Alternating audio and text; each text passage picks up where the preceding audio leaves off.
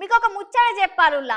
ఇంకా ముచ్చట ఏందంటే ఏదైనా టూ వీలర్ మనం కొన్నప్పుడు అది బాగా ఇబ్బంది పెట్టుకొని నడవకపోతే మనం ఏం చేస్తాం చెప్పుర్రి?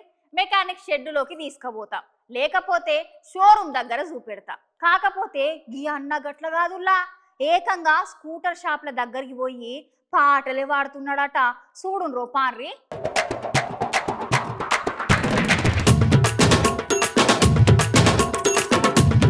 నేను చెప్పే ముచ్చట ఎక్కడ జరిగిందో ఏం జరిగిందో తెలియదు గాని మస్తుగానో వైరల్ అవుతున్నదుల్లా. ఆయనైతే ఏం చేసిండో తెలిస్తే మీరైతే మస్తు ఆశ్చర్యపోతారు. ఎందుకంటే గట్లున్నది మరి ఈయన గాన కచేరి. ఇక అసలు ముచ్చట్లకు పోతే సాగర్ సింగ్ అనేటాయనే ఒక కొత్త స్కూటీని కొన్నాడట. గా స్కూటీ ఏంటిదంటే వాళ్ళ ఎలక్ట్రిక్ బండి. గా స్కూటీని కొన్నాడట సాగర్ సింగ్. ఆ స్కూటీని కొన్న సంది మస్తుగానో ట్రబుల్ ఇస్తున్నదంట.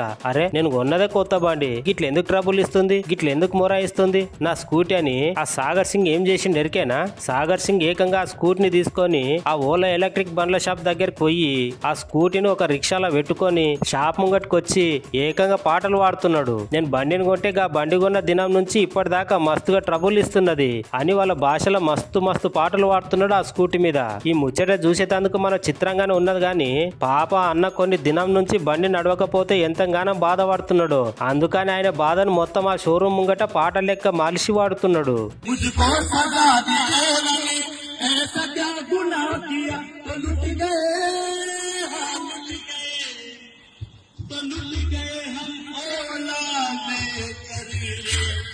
तड़प तड़प के इस दिल से आह निकलती रही, मुझको सजा दी औला ने।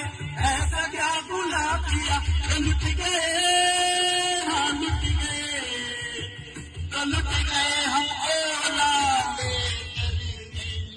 तड़प तड़प के इस दिल से आह